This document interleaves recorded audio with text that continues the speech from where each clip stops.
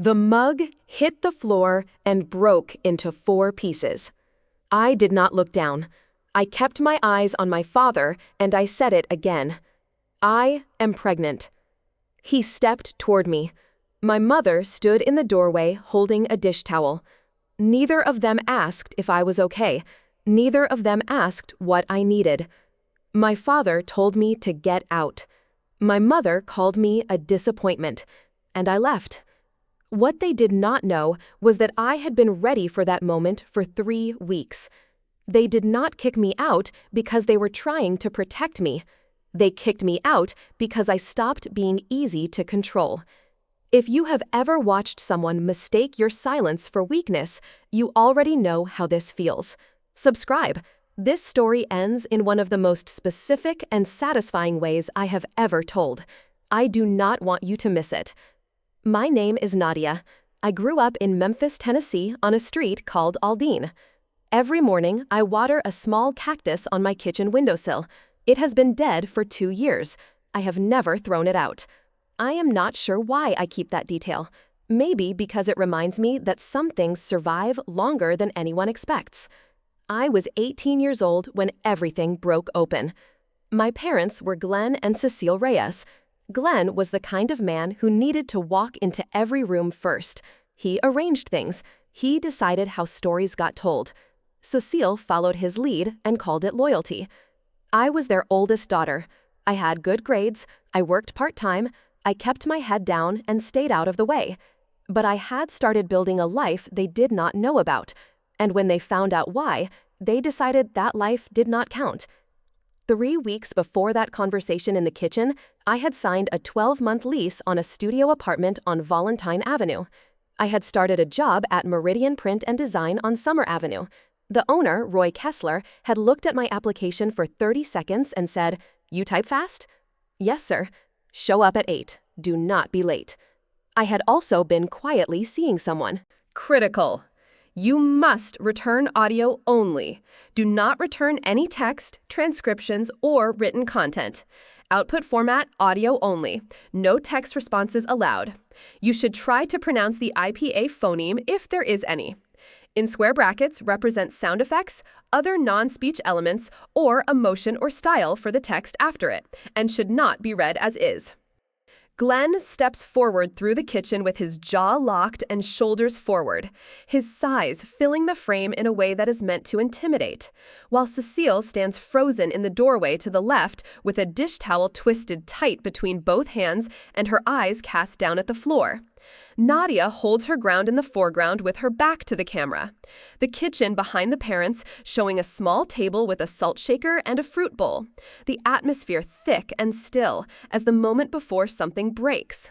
4K ultra-realistic American drama style, cinematic, no text, no subtitles, no visual effects, photorealistic, VEO 3. He was not the person my parents would have chosen for me.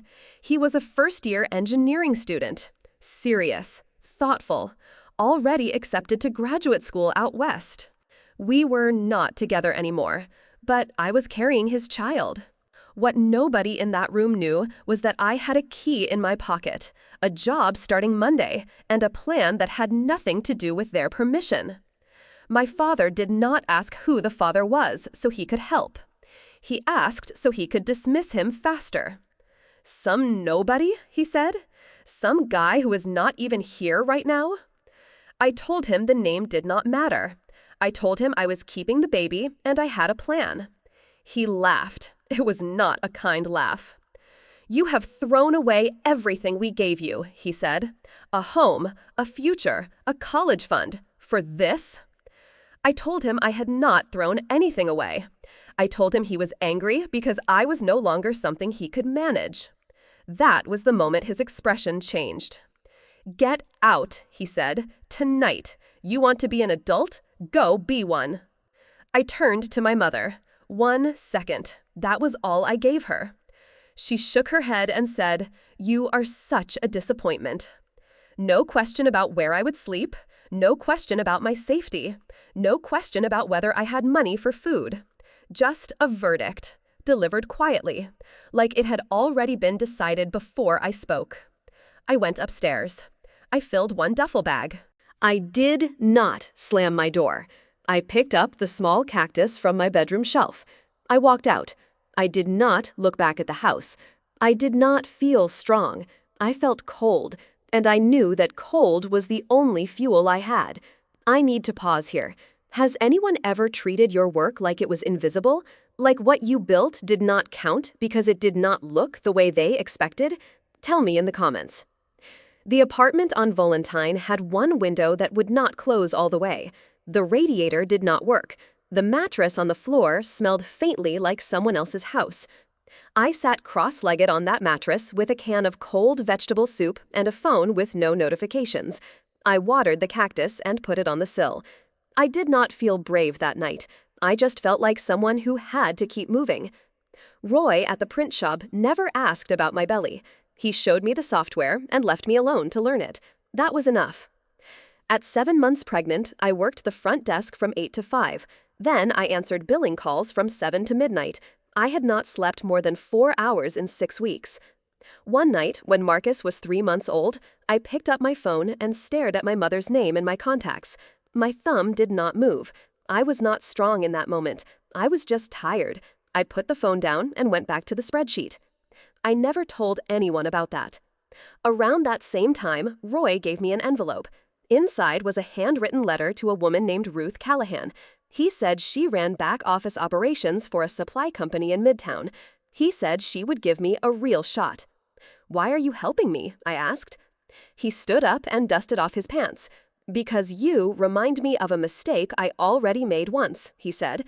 "I do not need to make it again." He went back inside.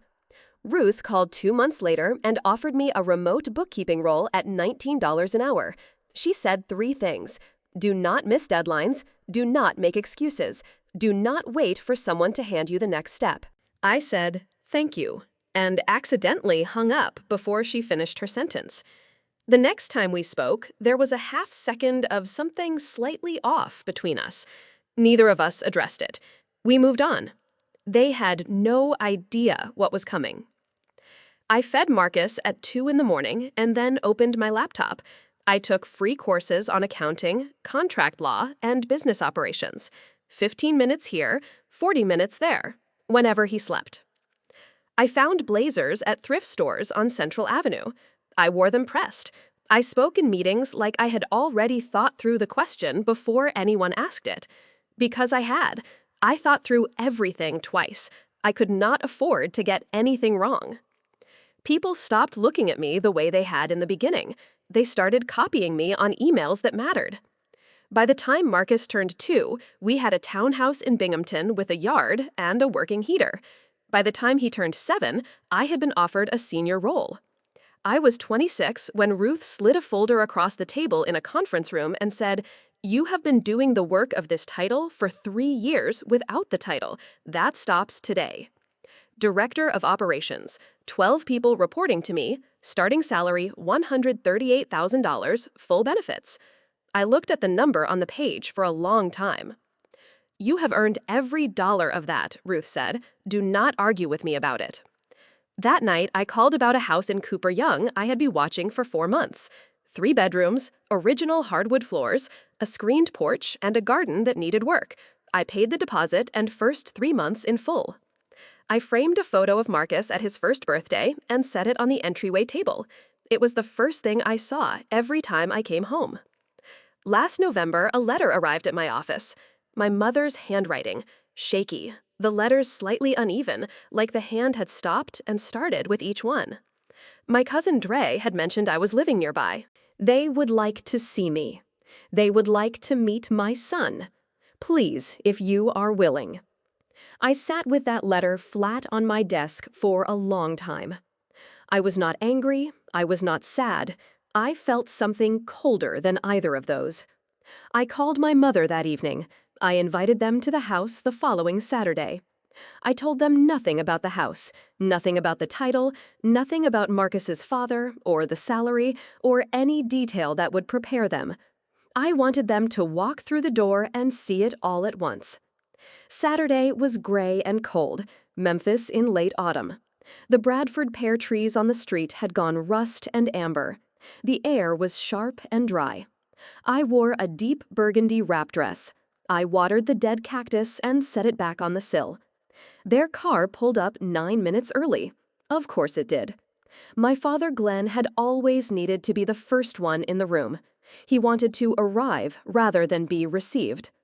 I watched them through the tall window. My mother Cecile clutched her handbag and scanned the garden, the porch, the clean brick steps. My father stood slightly behind her, with his hands in his coat pockets and his jaw doing the thing it always did when something did not fit his version of events. I opened the door before they reached it. My father went still. My mother's breath caught out loud. I was not the teenager who had dragged a duffel bag down a driveway 15 years ago. I was not shaking. I was not small. "Come in," I said. The house was warm. Light came through the sheer curtains and landed on the hardwood floors. The hallway wall was lined with framed photographs. Everything smelled like coffee and a rosemary candle Marcus had bought from a school fundraiser. My father looked around slowly. "Nice place," he said. It was not a compliment. It was confusion. Marcus came downstairs a few minutes later. Dark green Henley, hair combed. He moved through the room like someone completely at ease in it. "Marcus," I said, "these are your grandparents." He looked at both of them. "Hey," he said. Not cold, not warm, just level. My mother pressed her hand to her mouth. Marcus went to the bookshelf without being asked and came back with a framed photograph. He held it out to my mother. It was him standing next to a tall man with dark eyes and an easy smile, both of them squinting into the sun with mountains behind them. "That's my dad," Marcus said. "He's a structural engineer. He lives in Seattle, but he comes for most school breaks. He built me a workbench last summer." My mother stared at the photograph. Her lips moved without making words. Marcus reached back to the shelf and brought down a second frame, larger. It was me standing at the front of a conference room with the Callahan Supply Group logo behind me and 12 colleagues seated at the table. "Mom runs the whole operations division," Marcus said with a small, easy pride. 12 people under her, youngest director they have ever had. My father took half a step back. His hand found the armchair behind him and held it.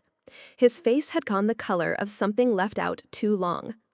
"You," he said quietly, "you built all of this." Beneath the stillness in my expression was every double shift, every cold night, every birthday Marcus spent without grandparents, every time I picked up that phone and put it back down. "No," I said, "I built myself." The room held that sentence. Then my father cleared his throat. His voice came out strained. "You could have called us, Nadia. We would have been there." My jaw stayed tight. My voice did not shake. "You told me to leave," I said. "You did not ask where I was going. You did not ask if I had somewhere safe to sleep. You assumed I would fail, and you made sure I knew it before I even reached the door." My voice cracked, not from weakness, from finality. "You threw your daughter out on the worst night of her life, and now you went to sit on a couch she bought and tell me you would have helped." My mother started to cry. Her shoulders shook. The tears were real, and I could see that clearly. "I am sorry," she said. "Nadia, I am so sorry for all of it." I looked at her for a long time. "I forgave you a long time ago," I said, "but forgiving you does not mean going back." "Marcus," I said, "go get your coat. We are going to the bookstore." He nodded and went upstairs quietly. My mother looked up, wiping her face. "Will we see you again?" I looked at her directly. "That depends," I said, "on whether you want to meet your grandson, or whether you are here because seeing this house made you feel like you missed something you want credit for." I walked them to the door. They stood on the porch for a moment, pale, still. The cold air settled around all three of us. I did not hug them. I did not say goodbye. I closed the door softly. I stood in my hallway next to the photo of Marcus at his first birthday, in the warm light of a life built from a cold floor and a dead cactus on a windowsill. "You were never the thing that needed fixing. Sometimes the people who were supposed to protect you are just afraid of what you might become without them. Tell me something. If this had been you, would you have done the same thing, or would you have given them one more chance? Drop it in the comments. And if you know someone who needs to hear this story right now, send it to them. They will know why. If this story gave you that feeling, that specific satisfaction of watching the truth finally land, subscribe, because I have more. Stories about people who were written off and counted out, who then made sure that was the last mistake anyone made. See you in the next one.